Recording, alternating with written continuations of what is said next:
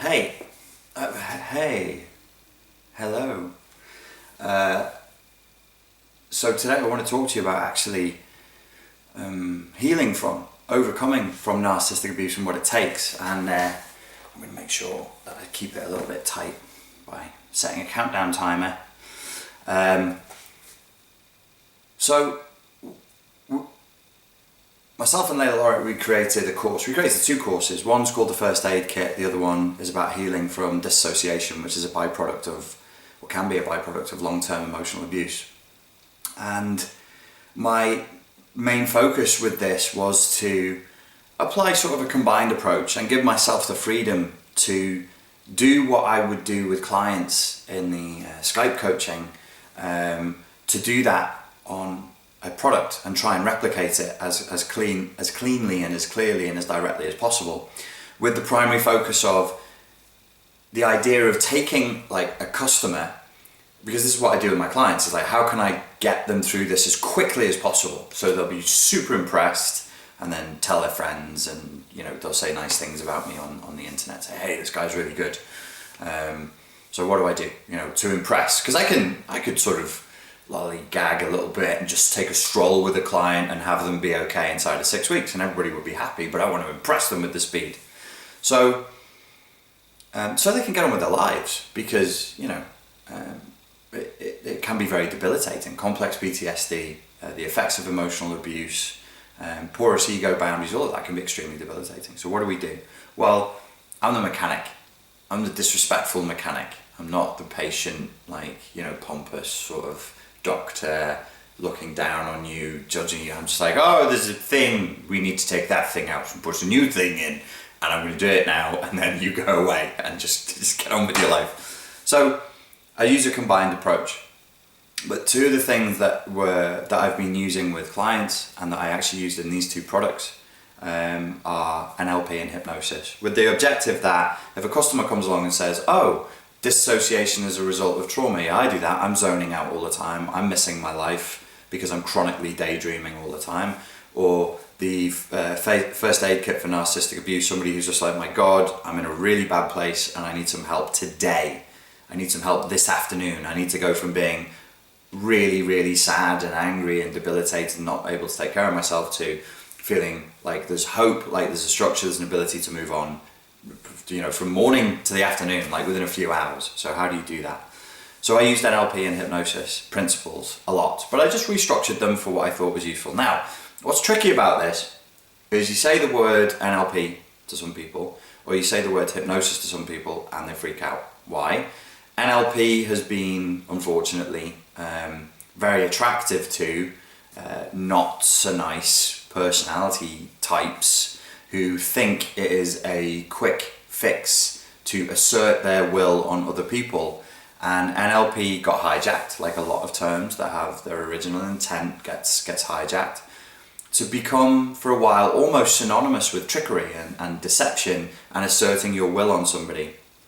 I remember somebody writing a blog or an article somewhere, and they said, it became to the point where you would get sleazy types would say something like, oh, I totally sold that guy the wrong car. It was a really crap car and I sold it to him and I made him want it. Yeah, I totally NLP'd that guy. And it became synonymous with a sort of exploitative taking advantage of somebody. To some people, not everybody has that view of NLP. Other people are like, I don't even know what it is. Somebody watching now will be like, what is that? Natural language programming? Neuro-linguistic programming. It's worth looking up if you have time. The thing is, there are problems with NLP, real problems with NLP, and it is a still growing, expanding field. One of the cool things about it was the idea that they're only interested in things that work. They're only interested in making people better. They're not really interested in theory. And I got stuck into NLP when I was very young. I did my practitioner course when I was 18 or 19. Managed to ambush poor Mr. Richard Bandler in the toilets of the seminar and have a little chat with him about the dissertation that I was focused on. I was very interested when I was a kid on the military aspects of NLP. Some of you may know this, some of you may not. The American military hired guys like Anthony Robbins and Richard Bandler and John Grinder to try and create super soldiers back in the 80s. It sounds like the It sounds like the concept for a film. But if you ever saw the film The Men Who Stare at Goats, which has, I think has Ewan McGregor and George Clooney in it, that's based on the same project that Richard Bandler and Anthony Robbins. And you'd be like, Anthony Robbins, do you mean the really hyper motivational American dude? Yep, they were hired by the American military to try and help their soldiers be better soldiers. And that project, even more filmishly, was called Project Jedi. They were trying to create modern Jedi. It's pretty cool. So I wanted to talk to Richard Bandler about that. Anyway, the other thing that they used on the Project Jedi course, and that people will have usually a visceral, emotional, limbic system, not frontal lobe response to the danger, is hypnosis. Again, similar sort of overtones of exploitation and possible sleaziness, but a little worse because hypnosis has a long history in the media and in films of being associated either with complete charlatans or with domination and exploitation, and there's a lot of funny ideas like people staring into spinning spirals or looking at watches being pushed in front of their faces, and then you have systems like EMDR that have come out where they're literally doing this with people's eyes, and guess what, it works. Me personally, I would say this to you, just as an aside, when it comes to hypnosis, especially the NLP method of hypnosis. So you've got, let's do this. There's two methods. There's the old-fashioned method of hypnosis, which is maybe some people would refer to it like an authoritarian style. I'm the hypnotist, you do as I tell you, and because I told you and I'm the great Hungdari. Why is he called Hungdari? Oh, okay, he's called Hungdari. He's the great Hungdari, and he's from like some other exotic, mysterious place, and then I would have eyeliner on and like fake eyebrows, and the picture for the seminar would be me like this. Maybe like laser patterns coming and then there would be another picture on that poster of me in profile and a lady in a swoon like this, and me going like this, and like jagged lightning coming out my fingers. So that method is pretty silly and it's funny. That method works. It doesn't say anything particularly amazing about human nature, but that method works way more often than we would like it to. And the really cool thing is I used to say this to people all the time, like when I was running meetup groups and seminars, it works even better, I found, on people who consider themselves to be critical thinkers, independent thinkers, and more intelligent people. And there are good reasons for that. But whenever I got a skeptic, I'd be like, let me do it to you. Permit me to do it to you, and then you tell me afterwards if it works or not. And I'm not sensitive. I'd like, if it was total nonsense and had no effect on you, cool. But if it did work, I need you to be honest and tell me. And we got amazing results. Like, and I would go traditional, sort of authoritarian. I'd be like, this is what you're going to do because I'm telling you to do it. That's not the NLP method, and that's not the method that I used in the first aid kit and the recover from dissociation course. Because it's not really necessary. And the other thing that method focuses on is taking people into a very deep trance. It's not necessary. It's not necessary to bully an authoritarian. People be like, you must obey the great Hungdari. You just don't need to do that. And also, we don't need to go into a 10-minute long trance induction to get you into like a deeply altered state of consciousness. It's just not necessary. The NLP method that I learned, I loved it.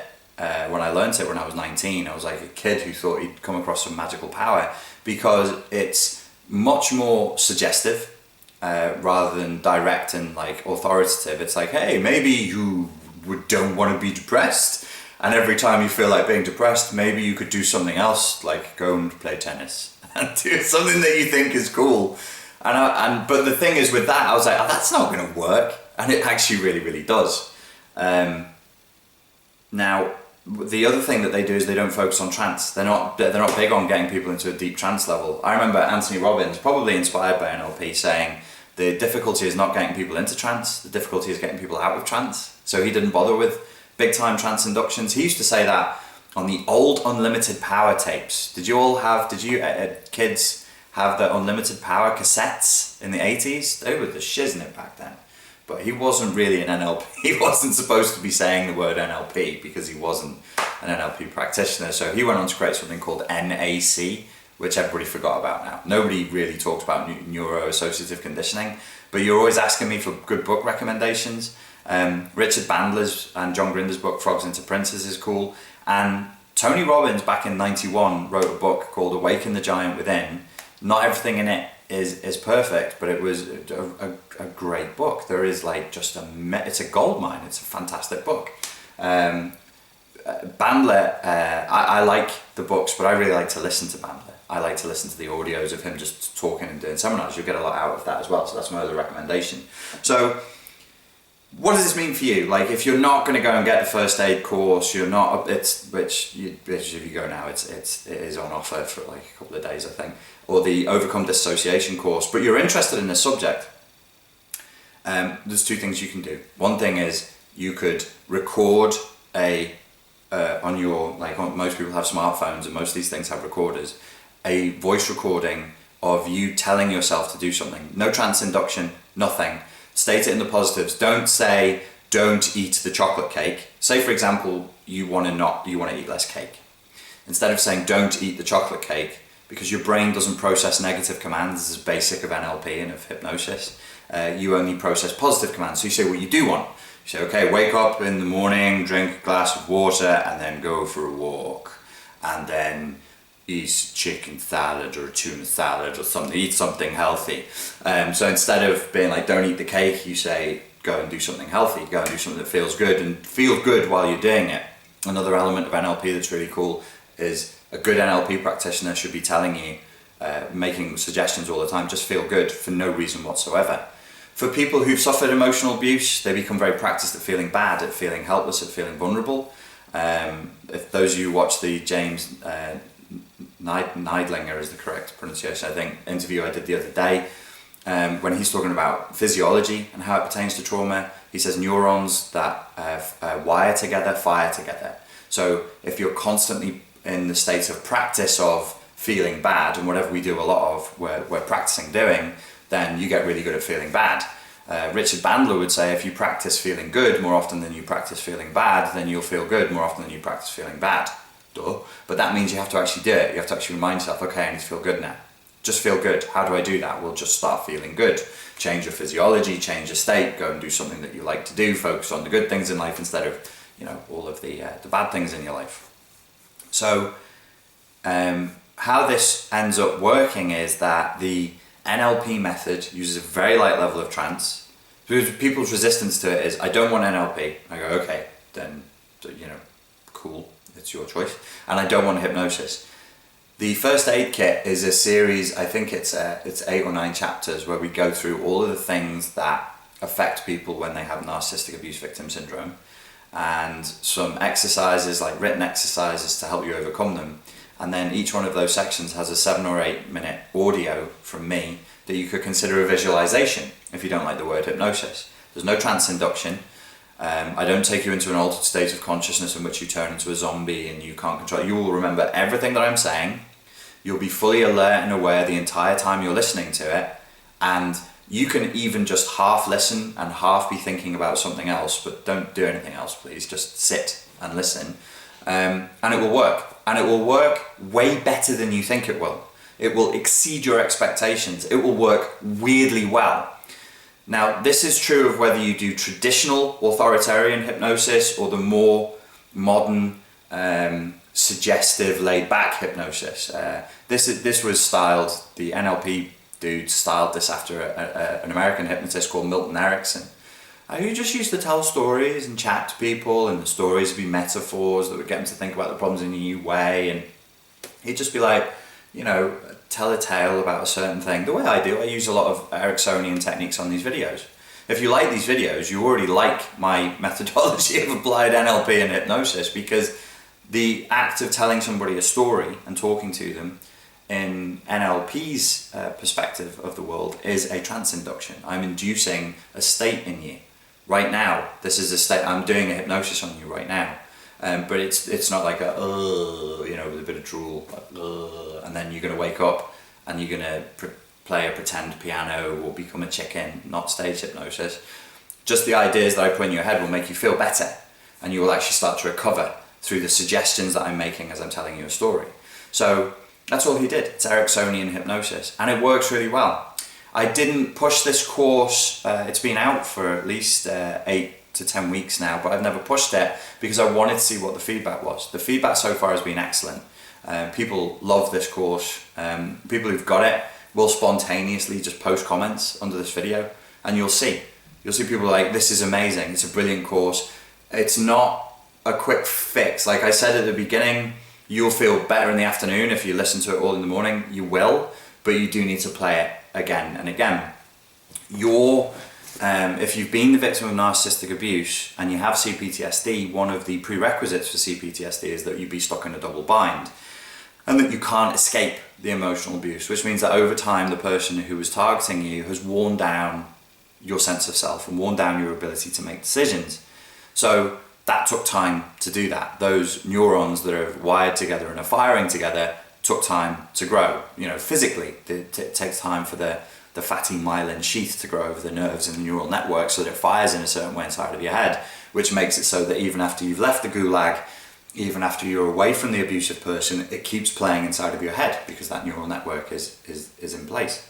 So you should, in the same way that if you do coaching with me, your initial response should be excellent. So you should go from, you should get like a 30 to 40% improvement within the first hour of talking to me. Similarly with these products, you should get a 40% improvement in how you feel. Like you should feel much better straight away. To then make it stick and to make sure that you're actually making progress, you need to actually do all the exercises and you need to listen to the audios regularly. If you spend 15-20 minutes every day putting aside time to do the exercises need to be redone and redone because they're to teach you to think in a different way and to feel in a different way and to access your memories in a new way. And you do the audios every day, inside of 2 weeks you'll see a huge difference. If you maintain it with diligence for a month, it will be a life-changing experience. Now, I can't say that with one course that you can download off the internet for like $20 or $30 I can cure codependency or cure CPTSD. I can't make that claim, but we'll see what kind of comments people leave on the video for the course, and I would say that we can get close to it. We can get very close to resolving some extremely deep-seated issues within a very short period of time, which is a good deal, right? I would think it's a pretty good deal. At the moment, where everything is going with the Spartan Life Coach channel is I'm trying to get to the point. I'm trying to get to the point where, I just fix things for people as rapidly as I can using all of the resources that I've developed and all the experience I've developed up until this point, including even the seminar in London. I can't say that over a 2-day seminar I'm going to cure people of codependency, but I can give them the tools that will cure their codependency. I can give them the tools that will cure their CPTSD inside of 2 days. So it's about get to the point. That's the good thing with the NLP model, is it actually changes the way the system, the body, the mind system is operating in this moment at the level of the machine, of the engine, to do something new, to do something different. And in that doing something new and doing something different, rather than just talking around the problem, just tell your story over and over again and hope that it gets better. That's actually based on good principles. And we might even have a biological reasoning why, when that works, there might be a good biological reason that I'll cover in another video. When that works, why it works. But it needs a good therapist and it needs a good client who's extremely willing. NLP doesn't need those things. You just follow the instructions on the tin and it can't not work. What I was going to tell you before is to record, well I did tell you, is to record your own voice. If you don't want to, if you're really skeptical about this, record your own voice, 60 seconds long, make a suggestion of something you do want to do, not what you don't want to do, but what you do want to do, and repeat that suggestion like 6 times in 60 seconds. Get headphones, like the headphones that were issued with your phone, or just get like a pair of headphones, and stick it in and listen to it. And listen to it maybe 4 or 5 times, and then just put it down and walk off and get on with the rest of your day and don't think about it again.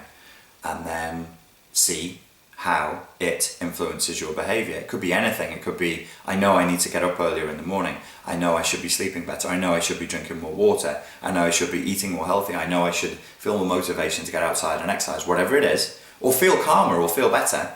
And you're a skeptic, cool, be a skeptic, be as skeptical as you want. Do that, do what I've just told you to do. Listen to that 60-second clip over and over again, 5 or 6 times. No trance induction. You don't need a trance induction that is any more intense than this. So right now you're listening to my voice and you're sat still, probably. Some of you might be listening to this and doing the dishes or whatever it is, you know, but that's enough. You're in a deep enough state of trance when you just moderately daydream. So just the process of you sitting down, putting your headphones in and listening, that's a deep enough trance, and the suggestions will go into your unconscious. And people will be like, no, they won't. Yes, they will. Yes, they will. And there are good reasons why this incredibly simple thing works so well that I'll get into in another video if people are interested. The key to NLP and hypnosis and why it works so well is this, and I'm going to give the game away here. It is more, the reasons why it works, it's more powerful and less powerful than you think. Hypnosis does not have the power to take over your mind and make you do whatever the hypnotist wants you to do. Never did, doesn't happen. There are a certain set of circumstances where you can cause somebody to break their morality, their moral code and their belief system, but they must be in the same situation as a political prisoner of war where you hold the power of life and death over them. Yes, that doesn't happen in the modern world, and it doesn't happen when you have an MP3 and you listen to it on your smartphone of me talking. You know, so if there's anything so you're totally safe. So it's not as powerful as people make it out to be in that regard, but it is 1,000 times more powerful than people make it out to be in the other regard, which is that when you tell your brain to do something and you're in a relaxed state of mind, it simply obeys. Isn't that boring? I just gave away the whole game, the whole key, the whole secret. That's everything behind NLP, everything behind hypnosis, is simply giving your brain clear commands. Like, in the military, when they want you to do a thing, they assume that you're going to be dumb, tired, dehydrated, hungry and under stress, and that you'll forget, you know, which hand is right and left, which is why they give really clear, explicit instructions during training, like, this is the naughty end of the gun, it points at the enemy. You know, they even have that, don't they, on bazookas, it says, point this end at the enemy. Because if you put that thing on your shoulder and it's the wrong way around, that has a less than desirable outcome. So there's a sticker on the side going, naughty end, point the naughty end at the enemy. And this is the same way. You give your brain such mind-numbingly stupid, clear, simple commands over and over again, just like in drill, just like in military training, that you can't help but obey. People say to me, well, how did you get over narcissistic abuse? How did you get over your CPTSD? How did you get... Because I'm brutal. Because I understood the power of repetition when I was a kid because of the martial arts training. Ich, ni, san, chi. You know, over and over and over. And guess what? Whatever you repeat, you just start doing, because that's what we are. We're mammals, you know. We're not as smart and as clever and individual and, you know, I'm a vegan who's gluten intolerant. No, you're not. You're not. You're not. You're just another animal. Just like me. Just like everybody else. And whatever you repeat and you do a lot of, that is what you're going to do. The brain loves repetition. So we spoke about repetition compulsion on the last video. How do you break repetition compulsion? Goes against all your instincts to break repetition compulsion because you're compelled to repeat whatever it is. Painful, good,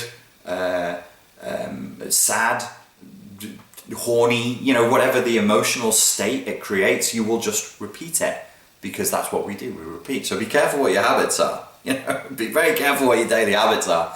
Whatever it is you're doing and whatever it is you're feeling on a daily basis, you get addicted to that.